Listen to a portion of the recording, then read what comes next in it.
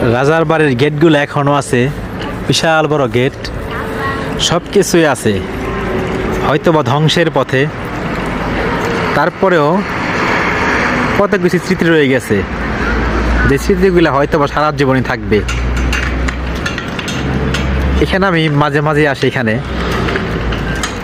আমি যতটুকু শুনছি জানছি, এখানে ঈসা নবীর চাদর এখনও নাকি এখানে আছে, এটার ভিতরে। এখন আমরা দুই কথা না যাই, আমি গত ভিডিওতে বলছিলাম, তখন আমরা বলছে একজনে যে এখানে ঈসা নবী নামে অন্য কিছু থাকতে পারে।